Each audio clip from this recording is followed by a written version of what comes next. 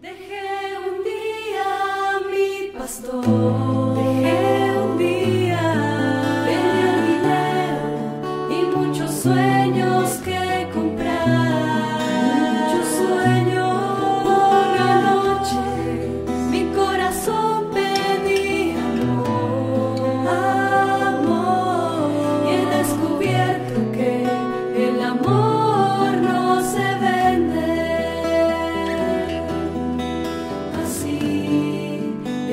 Andando por la vía, he tropezado y he caído. Bueno, comenzamos con esta última reflexión que se llama Corazones Nuevos, y le pedimos al Espíritu Santo que nos ayude con su palabra. Y les voy a leer de la epístola de San Judas. Como es un solo capítulo, es desde el versículo 11. Su perversidad. Ay de ellos porque se han ido por el camino de Caín, y por un salario se han abandonado al descarrío de Balaán, y han perecido en la rebelión de Coré. Estos son una mancha cuando banquetean desvergonzadamente en vuestros ágapes y se apacientan a sí mismos. Son nubes sin agua zarandeadas por el viento, árboles de otoño sin frutos, 2 veces muertos, arrancados de raíz. Son olas salvajes del mar que echan la espuma de su propia vergüenza, estrellas errantes a quienes está reservada la oscuridad de las tinieblas para siempre. Enoc, el 7º descendiente de Adán, profetizó ya sobre ellos. Mirad, el Señor ha venido con sus santas miríadas para realizar el juicio contra todos y dejar convictos a todos los impíos de todas las obras de impiedad que realizaron y de todas las palabras duras que hablaron contra él los pecadores impíos. Estos son los murmuradores, descontentos de su suerte, que viven según sus pasiones, cuya boca dice palabras altisonantes que adulan por interés. Palabra de Dios. Pues esta introducción para hablar de corazones nuevos es como bien interesante, porque el apóstol San Judas está denunciando obviamente seres que están totalmente perdidos, y seguramente que para los apóstoles, cuando empezaron su apostolado, la iglesia naciente, encontrarse con el mundo y lo que vivía el mundo, pues lo vemos reflejado en lo que escriben, ¿no? Era algo espantoso, y lo mismo pasa hoy. Si nosotros nos ponemos a describir la gente que nos encontramos en el mundo hoy, pues no creo que vamos a decir cosas mejores que estas, porque vivimos en un mundo aterrador. Lo que sucede es que el mundo nunca ha sido bueno, el mundo siempre ha sido malo. La prueba está que San Juan habla del mundo como ese espíritu que es el demonio, que es la fuerza natural que vive en el pecado, porque es el pecado mismo. Y por eso el catecismo de la Iglesia nos habla del mundo como un enemigo del hombre. Y es muy difícil para nosotros, en principio, poder manejar estas fuerzas en las que nacemos, porque nacemos en el mundo, y aprender a discernirlas y aprender a caminar entre ellas sin pertenecerle a ellas en lo malo. Porque, como dice Jesús en la oración que le hace el Padre antes de su pasión, dice: Padre, yo no te pido que los saques del mundo, porque ellos no son del mundo como yo no soy del mundo. Te pido que los protejas del maligno. Y esto nos muestra exactamente lo que el Señor nos quiere pedir. Él no nos pide que nos escapemos del mundo, porque ahí es donde están las almas que Él quiere. Precisamente, ¿a dónde envió Él sus apóstoles? Los envió por todo el mundo, porque Él quería que fueran a dar las buenas nuevas a aquellos que más lo necesitan, porque Él mismo le dijo a los fariseos que lo juzgaban porque comía con pecadores, y les dijo: vine por los enfermos, los sanos no necesitan médico. Entonces, obviamente que nosotros somos llamados a estar en el mundo. Ustedes se dan cuenta cómo hay tanta gente que habla de irse a refugios, a esconderse, que habla de muchas cosas completamente locas que no tienen nada que ver con el Evangelio, porque yo pienso que ninguno de ustedes ha leído de que un apóstol se ha ido a esconder con sus amigos y a guardar comida. Eso no existe.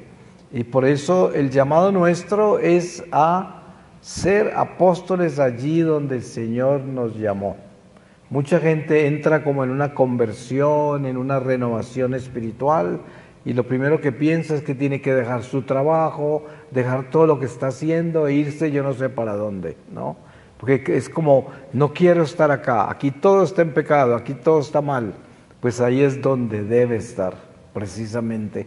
Ahí es donde todo está mal, ahí donde todo está al revés, es donde el Señor quiere que estemos siendo luz, trayendo esperanza, buscando ver cómo rescatamos la gente para que conozca a Dios, para que se acerque a Dios. Obviamente que hay circunstancias en la vida de las cuales uno tiene que alejarse, y es verdad, hay situaciones muy peligrosas en las cuales uno no puede permanecer y se justifica moverse, irse, pero en general una persona que tiene su trabajo, su empresa en el mundo y vive allí, pues lo que tiene que hacer es hacer lo mejor del lugar donde vive con la gente que está, para que ahí haga su apostolado. Como dice San Pablo, quédate ahí donde el Señor te llamó. Entonces,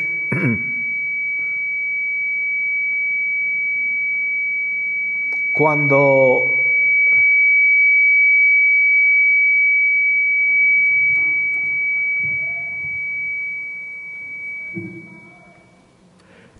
hablamos de corazones nuevos, hablamos de lo que el Mesías vino a hacer. Cuando llegó Jesús, lo primero que habló fue de la circuncisión del corazón.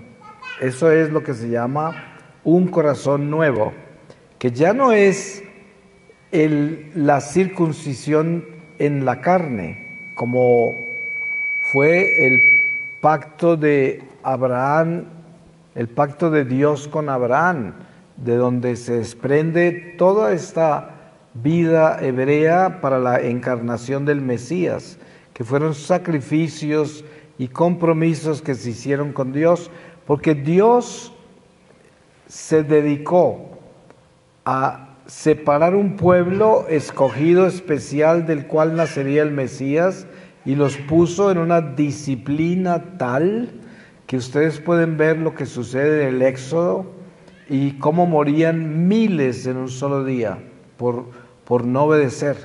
Así de alta era la disciplina, pero es que de esas tribus iba a nacer el Mesías.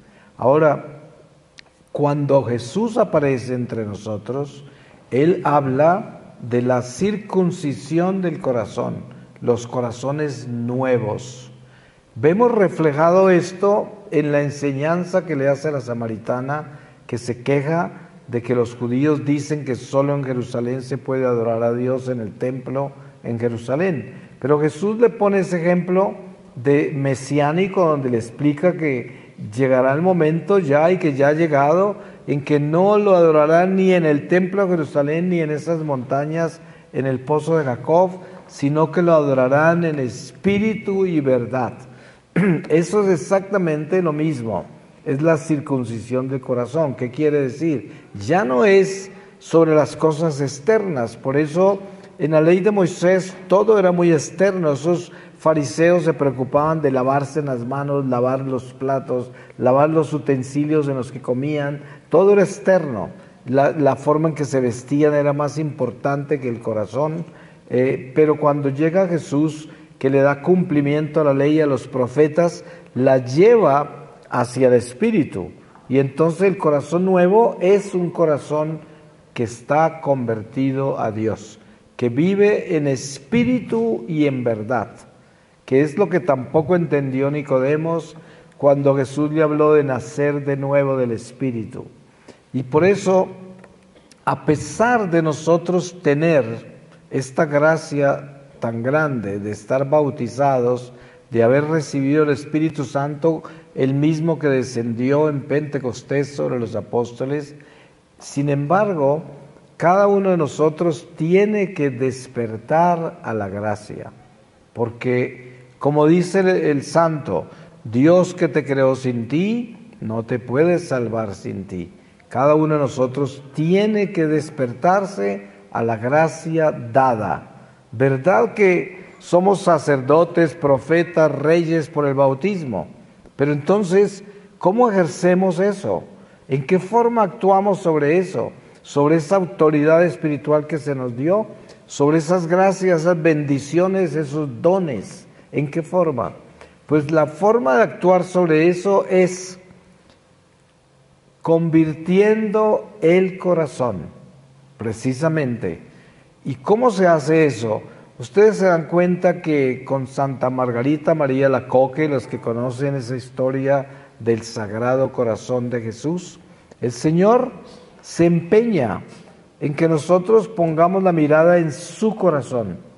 Igual se hace con la Virgen María y su Inmaculado Corazón, porque el cielo, a medida que hemos recorrido estos siglos de cristianismo, el cielo ha ido tejiendo todo un tendido de enseñanzas, de catequesis para el pueblo de Dios, llevándolo hacia la patria del Padre, pero por medio de unas enseñanzas que están todas unidas y que son un curso de camino, de peregrinación, y que se da para cada generación con un lenguaje diferente, pero con la misma verdad. Por ejemplo, ustedes ven que hace muchos años y siglos atrás no teníamos el rosario no había aparecido, no había escapulario, no había esto, no había muchas cosas que hoy tenemos. Y no es que no las necesitaran antes, sino que es que la iglesia peregrina con un lenguaje celestial que el Espíritu Santo va proveyendo por generaciones, por ciclos humanos, por batallas espirituales. Todo lo que recibimos del cielo es un resultado de todas las batallas que se han librado. Como por decir algo, ustedes como mexicanos están acá como resultado de los cristeros. Por ejemplo, la sangre derramada por todos esos mártires ha hecho posible que todavía haya iglesia católica en un país que se ha convertido en una constitución de laicos donde la iglesia no tiene derechos en ese sentido, ¿no? Y que se ha perseguido en una forma terrible, y sin embargo miren todo lo grande que es la iglesia católica en México.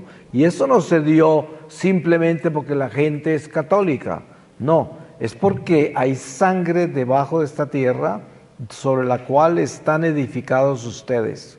Pero así es el conjunto de la historia cristiana de todos los siglos. Nosotros caminamos sobre la sangre de todos los mártires. En una oportunidad estaba yo en Windsor, Canadá, en una iglesia que queda debajo de un puente que cruza hacia Detroit, hacia los Estados Unidos. Y el sacerdote que me invitó era un sacerdote de la India. Y cuando me introdujo, toda la gente que estaba ahí eran canadienses anglos. Y les dijo, miren, hoy les traigo un misionero que viene de Colombia. Y les voy a dar un ejemplo. Hace muchos años, de aquí de Canadá, salían cientos de misioneros que se iban a Latinoamérica y llevaban a Jesús y se iban a las selvas, y muchos murieron por allá.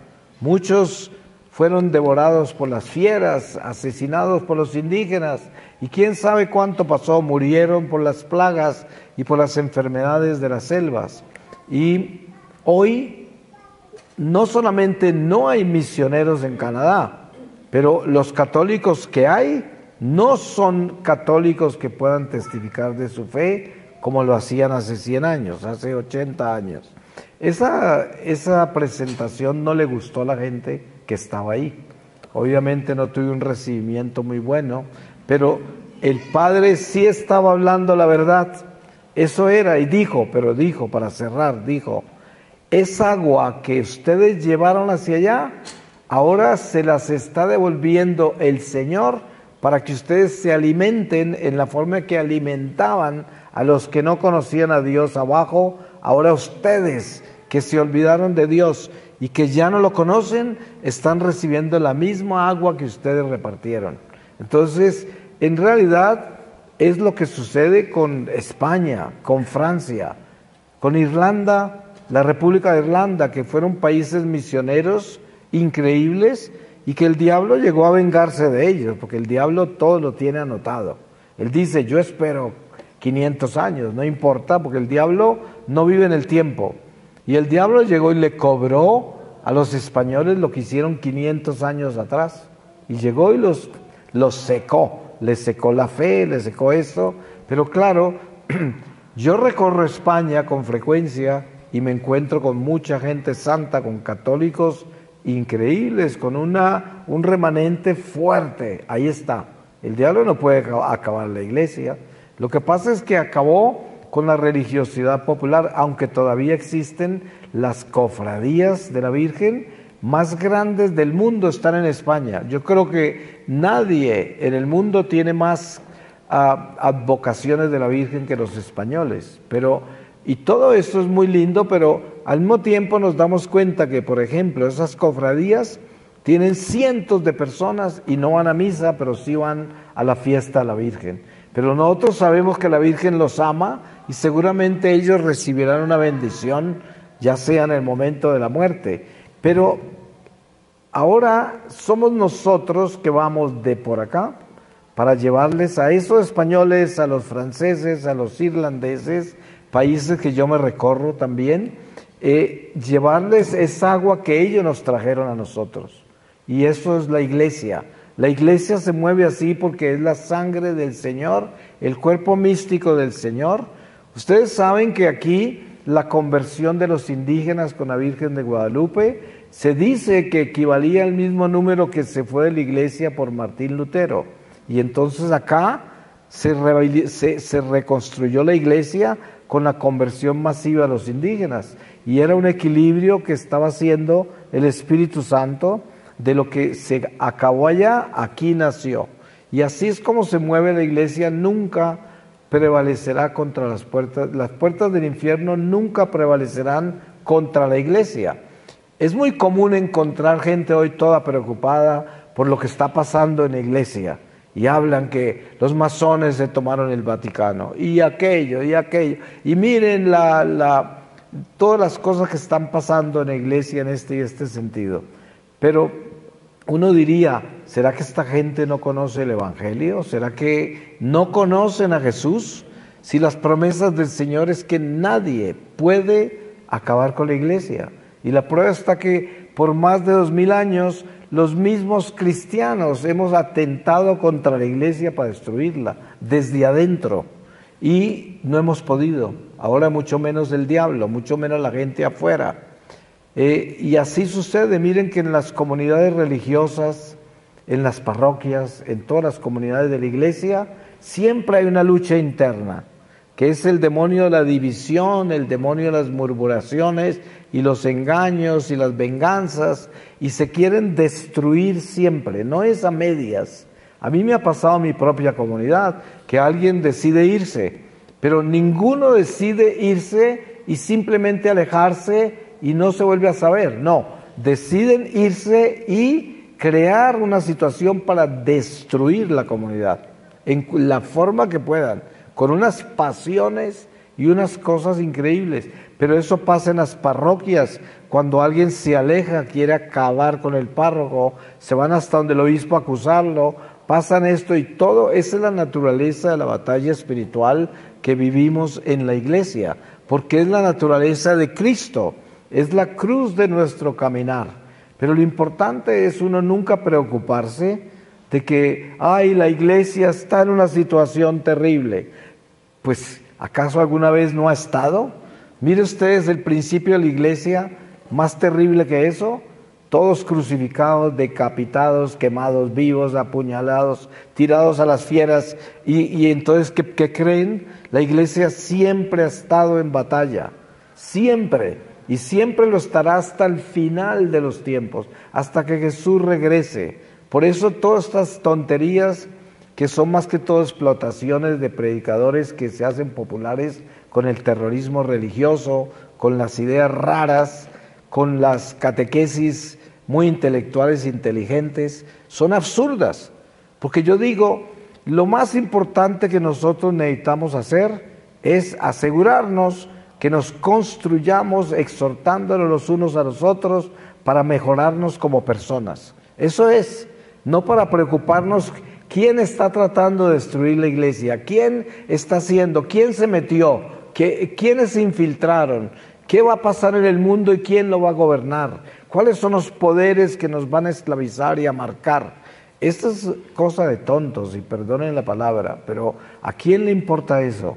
Desen cuenta que en el lenguaje de Jesús, en el Evangelio, nunca Jesús habla de los romanos, nunca está preocupado por los poderes del mundo, no los menciona, nunca, y ninguno de los apóstoles tampoco.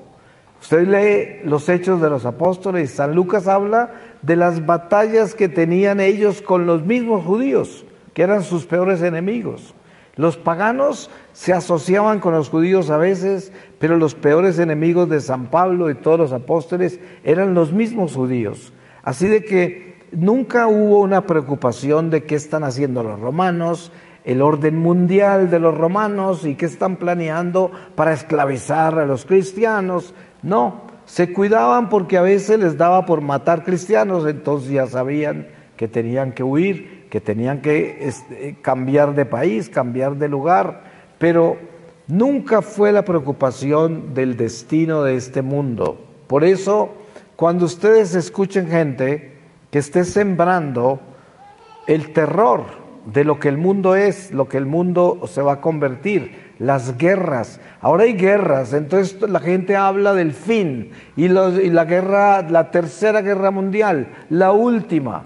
¿Acaso eso importa? Si lo que nos importa a nosotros es estar en gracia hoy, es lo único que importa. Y el Evangelio es claro con eso, dice a cada día con su afán, a cada día. Es muy claro, es la única guía que tenemos el Evangelio. El Señor nos enseñó a no preocuparnos del futuro, porque no nos pertenece, ninguno de nosotros tenemos futuro si Dios no nos lo da. Por lo tanto, no nos pertenece. ¿Usted se imagina algo más pretencioso que estar preocupado por el futuro? Eso sí que es pretencioso. ¿Quién le dijo que se lo iban a dar? Si uno escasamente sabe que está vivo hoy y usted preocupado por mañana, eso es cosa de tontos, porque es muy pretencioso. Es verdad que uno debe ser prudente. Y yo debo preparar hoy todo para que si Dios me da otro día, yo lo tenga preparado en mi supervivencia y tenga mis cuentas ordenadas. Eso sí, pero no que yo estoy preparando en caso de que esté vivo mañana, lo esté preparando porque estoy seguro que voy a estar vivo mañana. Eso ya es ignorancia, ¿no? Y arrogancia, y vanidad, y pretensión, autosuficiencia. Todo lo contrario a lo que es la gracia. Entonces, un corazón nuevo es un corazón que se atreve a ser pequeño y sencillo y obediente y a vivir en la voluntad de Dios, simplemente asegurándose que nosotros nos convertimos en personas que buscan la verdad, viviendo en obediencia a Dios, en gracia a Dios. Como dice San Juan Evangelista, si uno dice que ama a Dios, pero no cumple con sus mandamientos, es un mentiroso y eso es la verdad. El cambio del corazón, el corazón nuevo que Dios pide, es precisamente ese trabajar con ese celo por cambiar, con ese celo para ser mejor persona. Hace poco me encontré con una persona muy anciana que yo conocí en mi adolescencia, porque yo me fui muy temprano de mi pueblo natal, a los 14 años, y prácticamente volví muy pocas veces en el resto de mi vida. Y de pronto, por una misión que hice en Colombia, por allá en un pueblo, me encontré con esta persona que me conocía de niño. Yo no me acordaba de esa persona, pero ella sí se acordaba de mí, porque son personas de esas que nunca se fueron para ningún lado y que se volvieron ancianas en el mismo lugar. Cosas que para mí son bien extrañas, que yo toda la vida estuve en movimiento, pero hay gente así, y entonces se acuerdan de todos y de todo, y tienen todas las anécdotas de todo, porque están ahí toda la vida. Entonces me dice, mire, Restrepo, pues yo, y me siento al lado y empieza a contarme toda clase de cosas. Y después de eso me dijo, cuéntame una cosa, ese Restrepo que estaba acá, que yo conocí de niño, y ese Restrepo que está aquí conmigo, ¿qué me puede decir qué ha pasado?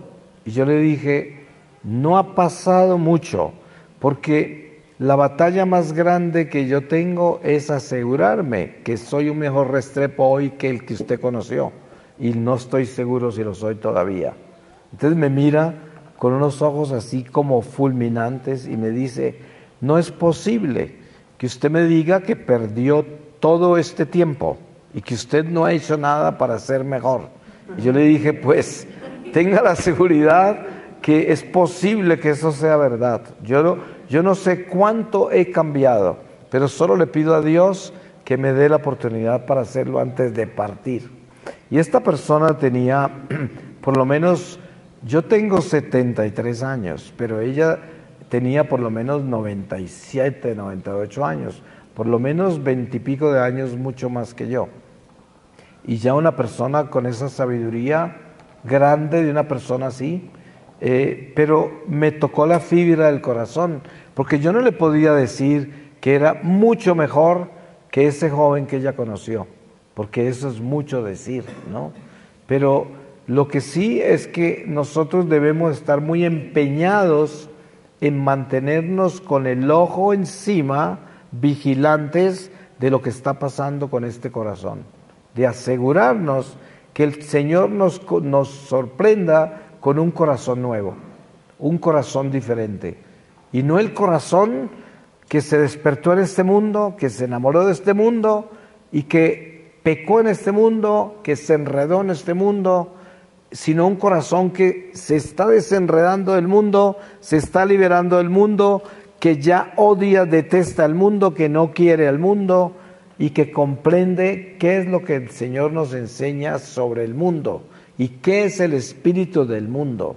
Eso es porque muchas veces nos quedamos en los títulos, ¿no? Y entonces el catecismo dice el mundo enemigo del hombre y ahí quedó, ¿no? Eso es lo que es. Pero ¿qué es el mundo? Entendemos qué es espíritu del mal, entendemos qué es eso y lo podemos distinguir, tenemos discernimiento para saber, ahí está el espíritu del mal, mírelo ahí, ¿sabemos eso? ¿Lo podemos ver así? ¿O solamente lo vemos cuando alguien saca un revólver y mata a otro, cuando alguien roba, cuando alguien calumnia, miente o fornica o quién sabe qué, ahí vemos, ahí está el pecado, ahí está el mal, pero no. Es que lo que tenemos que aprender a distinguir del espíritu del mundo es la presencia del flujo del mal entre nosotros, que fluye en miles de formas, porque es como una telaraña en la cual estamos enredados todos. Por eso dicen muchos santos, si nosotros pudiésemos ver el mundo espiritual en que estamos, moriríamos instantáneamente de un infarto, del susto, porque esto es una oscuridad total. Gracias a Dios que no podemos ver el mundo espiritual donde estamos, porque estamos en el mundo caído. Y sabemos eso. Ustedes saben que Jesús es nuestro perfecto GPS, el GPS, el navegador. Él descendió para vernos y redimirnos, y luego ascendió. Y entonces, ¿qué hizo? Nos localizó y nos dijo dónde estábamos. ¿Dónde estamos? Según ese movimiento de Jesús, estamos abajo. ¿Y qué tenemos que hacer? Tenemos que salir de acá, hacia arriba. Porque Él se fue y dijo, me voy. Y allá donde yo voy, les preparo un lugar. Sí, está muy claro, demasiado claro. Por eso es que uno tiene que hacer el esfuerzo más grande para aceptar algo muy doloroso. Y es que, sin darnos cuenta, nosotros nos hemos enamorado de este mundo porque es todo lo que conocemos. Entonces uno se apega al árbol. Usted sabe que hay gente que se está casando con los árboles ahora, ¿no? Hay gente, la idolatría de este mundo no tiene límites.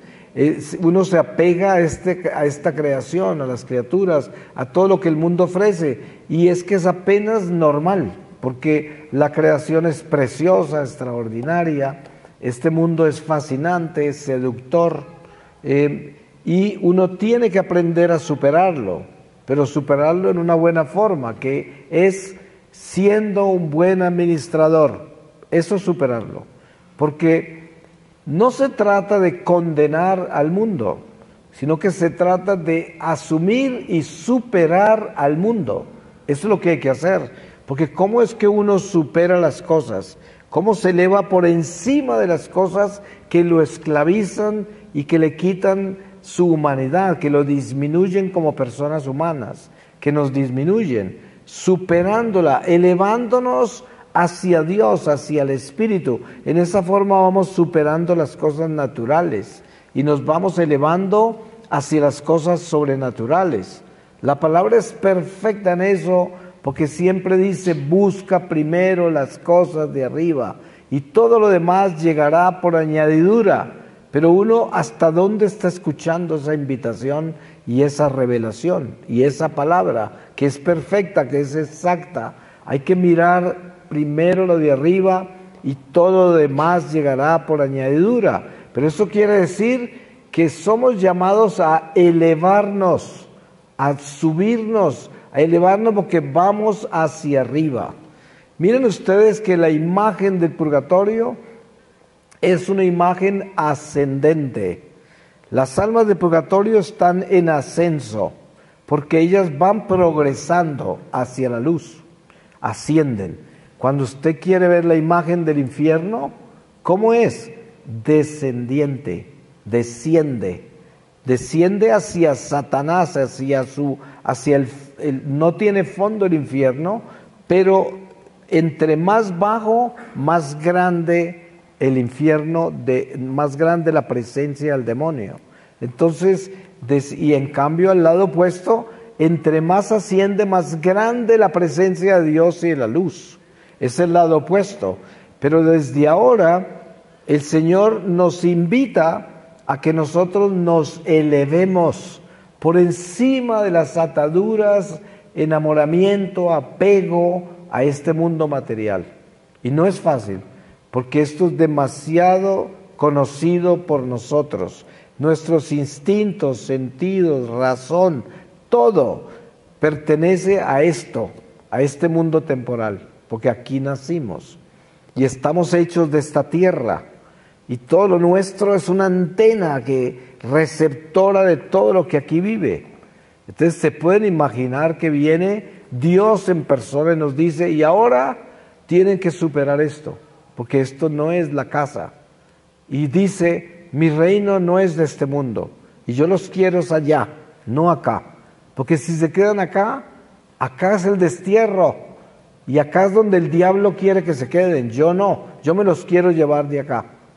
¿Se pueden imaginar lo difícil que es manejar eso? Porque llega el Señor y nos quiere sacar de acá.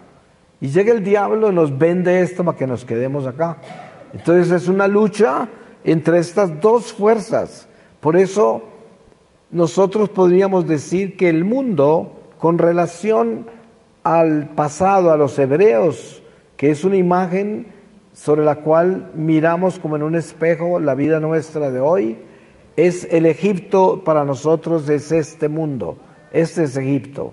Y tenemos que salir de acá, porque en este Egipto estamos esclavizados a las prácticas que no son de Dios, que van contra Dios. Y el Señor nos quiere exorcizar de todas las prácticas de Egipto, pero para eso tenemos que renunciar a Él. Ustedes se dan cuenta cómo los hebreos estaban tan enamorados de Egipto, que terminaban adorando piedras y cosas en cualquier momento, con cualquier duda que tenían, y por eso morían miles y miles de ellos. Y eso sucede con nosotros, a pesar de conocer tanto de Dios.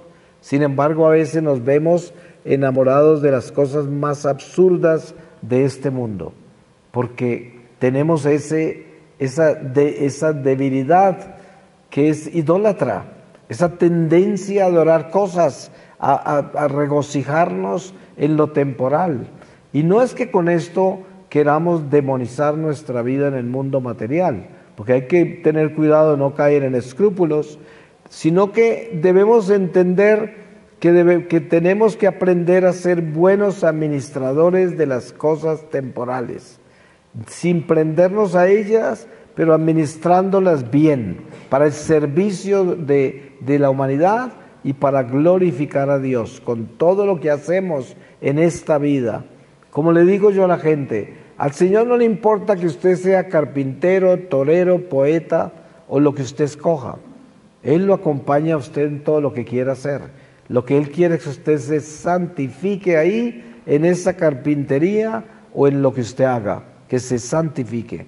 Hay mucha gente que anda por ahí buscando, ¿qué será lo que Dios quiere? Ustedes no hacen nada, por años, lo encuentro 20 años después, todavía no sé qué quiere. Siga, más vale que ponga a trabajar en lo que encuentre, pero no, si sigue con esas, lo va a sorprender un día, dice, ¿y por qué no trabajaste? ¿No?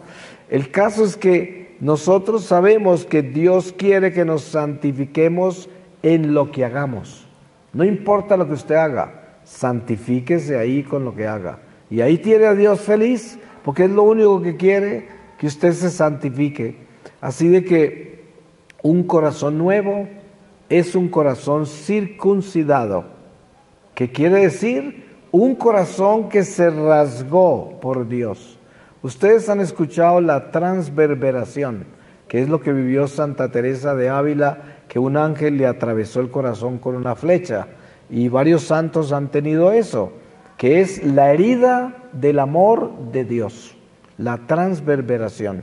Precisamente es la circuncisión del corazón, cuando el amor de Dios nos ha traspasado, nos ha herido, y yo ya sangro del amor de Dios, sangro, tengo esa herida, y la herida es que amo y quiero amar más, y el amor me duele, porque el amor duele, las cosas buenas duelen, y por eso sabemos que para ser bueno hay que ser valiente, porque duele ser bueno, duele ser paciente, duele ser compasivo, duele perdonar, duele tener caridad, todo eso duele. Por eso se dice, la caridad se convierte en caridad cuando comienza a doler. De lo contrario, no es caridad. Si la caridad no duele, no es caridad. Y eso es, si el amor no duele, no está vivo, porque el amor sangra. Dese en cuenta, cuando usted observa bien ese corazón de Jesús, ¿qué creen ustedes que es eso? El dolor más increíble por toda la humanidad. Ese dolor del corazón del Señor. Es el amor. El amor sangra, duele. Eso es. En cambio, ustedes saben que el amor humano no sangra ni duele. Busca su propio beneficio, busca su propia consolación. Es egoísta, no es incondicional y por lo tanto no sufre, sino que hace sufrir. Es lo que hace.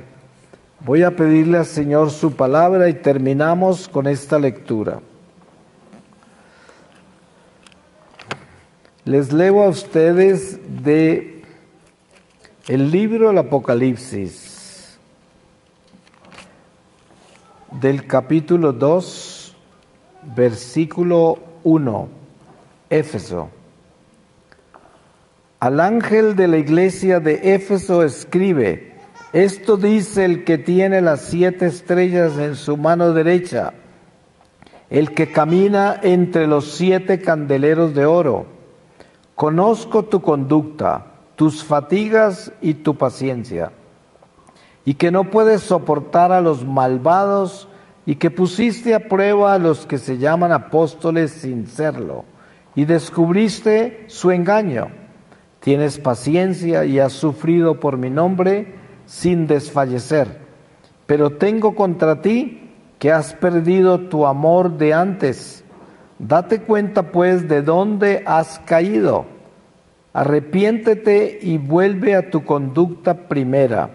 Si no, iré a ti y cambiaré de su lugar tu candelero si no te arrepientes. Tienes en cambio a tu favor que detestas el proceder de los nicolaitas, que yo también detesto.